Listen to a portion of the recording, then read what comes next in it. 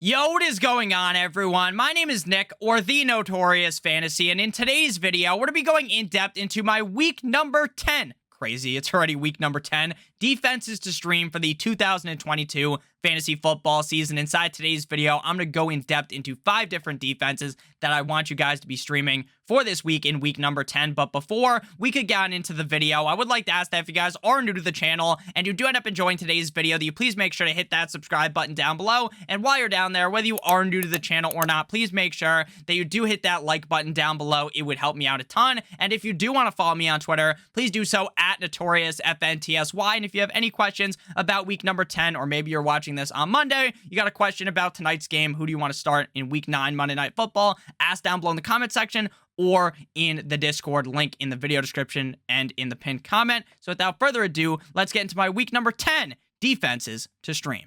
We begin with my number 1 defense to be streaming on the week, the New Orleans Saints at the Pittsburgh Steelers, currently owned in 34% of leagues on Yahoo Fantasy. So if you play on ESPN, CBS, NFL, any of these other fantasy football platforms, then the ownership percentage will be slightly different. Though I will note in some cases, like with one of the defenses that we're going to be talking about a little bit later, the ownership percentage from site to site was drastically different. So we begin here with the Saints, and the Saints don't actually play until tonight on Monday Night Football, and this video is being recorded prior to that game, so we have to look towards week 8 to see how the Saints performed defensively in that game. In week number 8, up against the Las Vegas Raiders, the Saints defense locked them up and threw away the key. 4 sacks, 1 interception, and 0 points allowed. But in week number 8 as a whole, the Las Vegas Raiders didn't really do much. Now, I'm not trying to discredit the Saints defense, but the Raiders offense literally looked fucking atrocious. They seemed like they had no idea what they were doing. It seemed like there was zero game plan. Derek Carr played atrociously. Josh Jacobs barely did anything. Devontae Adams had like 1 fucking fantasy point. So obviously the Saints defense did something good, but I'm not just banging the drum aggressively for the Saints because of their performance they had up against the Raiders in week 8. The Steelers were on bye in week number 9, so we must look back to week 8 yet again to see how the defense performed up against their offense in week 8. So the Eagles went up against the Pittsburgh Steelers having not 1, not 2, not 3, not 4, not 5. I need a whole other hand. They had 6 fucking sacks in that game, 1 interception, 1 fumble recovery, and 13 points allowed. Now, I understand that, hey, Nick, the Saints defense isn't as good as the Eagles defense. The Eagles might have one of the best defenses in the league, and I fully agree with that. But this Pittsburgh Steelers offense, with Kenny Pickett under center, with Najee Harris running for 3.1 yards per carry, they don't scare me at all. I really do think that even if the Saints defense isn't this amazing defense, we'll see tonight how they look up against Lamar Jackson and the Baltimore Ravens. But ultimately, even if they get the ever-living shit beat out of them by the Baltimore Ravens tonight, that I'm still confident in the Saints defense because I just don't think the Pittsburgh Steelers offense is all that good. And I think Kenny Pickett could make some mistakes that the Saints defense is going to be able to take big advantage of. Next up, we move to the Broncos country. Let's ride the Denver Broncos at the La Titans, the Tennessee Titans in Tennessee, 46% owned on Yahoo Fantasy. So the Broncos were also on bye in week number 9, so we got to go back and look towards week 8 for their defensive performance. In that game, up against the Jacksonville Jaguars at Jacksonville, the game's technically a home game for the Jaguars, but it was in London. In that game, the Broncos defense had 2 sacks, 2 interceptions, and 17 points allowed. Now, this has been a talking point all year long in my fantasy football videos. The Denver Broncos offense, outside of that game up against the Jaguars and maybe a few bright spots, they have not looked good at all. But while the offense hasn't been great, this defense has been fantastic. Like, Russell Wilson played very bad in all those games, or in a lot of those games, and still the defense was able to get the offense into position where they could win some of those games. Now, I understand, oh, Nick, they trade Bradley Chubb to the Dolphins. Sure, that's obviously a hit to the defense, but at the end of the day, just because one guy is gone doesn't mean that the entire defense is now just going to necessarily crumble in a majority of situations, unless you're talking about the Steelers, where when TJ Watt has been out, the Steelers defense has been awful compared to with TJ Watt in, but you get what I'm saying. And they are going up against the Tennessee Titans that might have Malik Willis, they might have Ryan Tannehill, and frankly, I don't even think it really affects things that much. I feel like up against Ryan Tannehill, there's actually more upside for the Broncos to get some interceptions because we watched Malik Willis 2 games in a row. Malik Willis does not really throw the ball much. The Chiefs defense went up against the Titans, 3 sacks, 17 points allowed, a pretty decent showing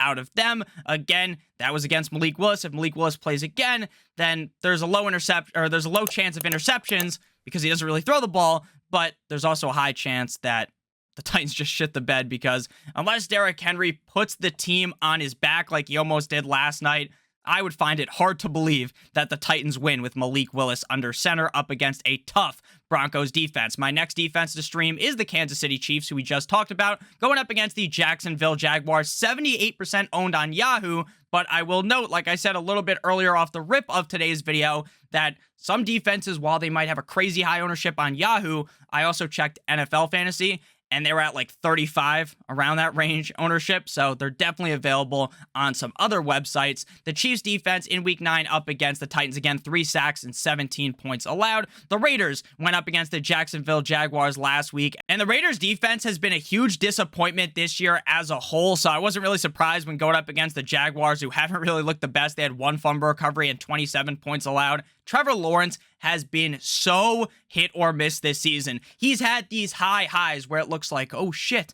that's why they drafted this guy so highly a couple of years ago. This is why everyone and their mom was on their fucking knees sucking this guy's cock metaphorically as to him potentially being one of the best NFL quarterbacks ever. He's such a great prospect, this, that, and the other thing. And we haven't really seen it, but we've seen a couple of flashes this season. So it really depends. Again, there aren't the best defenses to stream this week, in my opinion. So it really just does depend which Lawrence we see. Do we see a Lawrence where the team comes out flat because the Chiefs are just dogging on him, and then we end up seeing that Lawrence can't get back into the game because the Chiefs are just punching down on him, beating them relentlessly? Or are we going to see a Trevor Lawrence who can come back into the game, play well, kind of like we saw last week up against the Raiders? We shall see, but at this point in the season, I feel like it's fair to kind of stream defenses against the Jaguars, and the Chiefs defense has been pretty solid this season. But before we move on into our next defense to stream, I would like to give you guys a quick word from our friends and our sponsor over at DraftKings Sportsbook. If you guys are new users to DraftKings Sportsbook and you click on the link in the video description or in the pinned comment and you bet $5 on any sport pregame money line, any sport, and that bet wins, you will receive $200 in free bets on DraftKings Sportsbook if that bet wins. Again, if your bet wins. So since your bet has to win, in my opinion, the best way to get a winning bet on the money line is just to bet on one of the big college football favorites of the week. Last week, it was Oregon that we talked about. This week, it is Tennessee minus 1,500 versus Missouri, or Michigan minus 10,000 up against Nebraska. You take that. I think they're going to win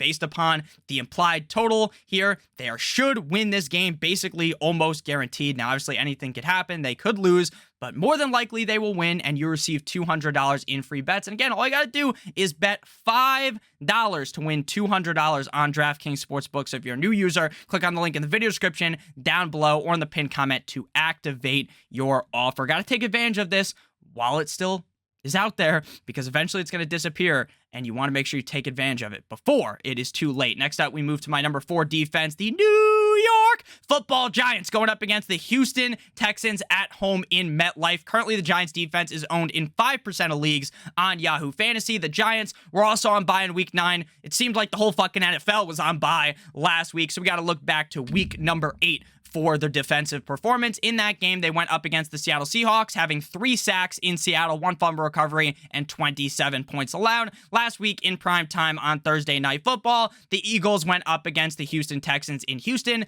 3 sacks, 2 interceptions, and 17 points allowed. Now, I understand there's a big difference between the Philadelphia Eagles defense and the New York Giants defense, right?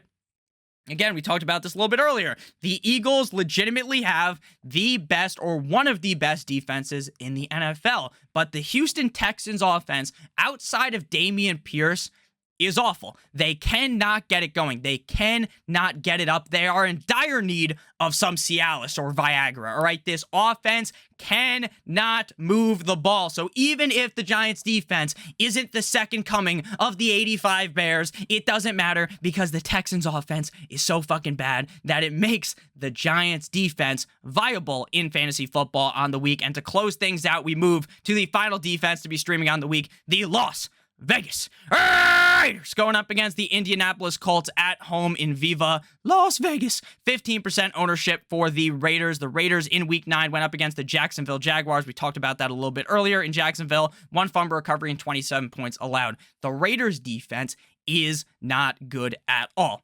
Last year they were pretty solid. This year, no bueno. Not very good at all.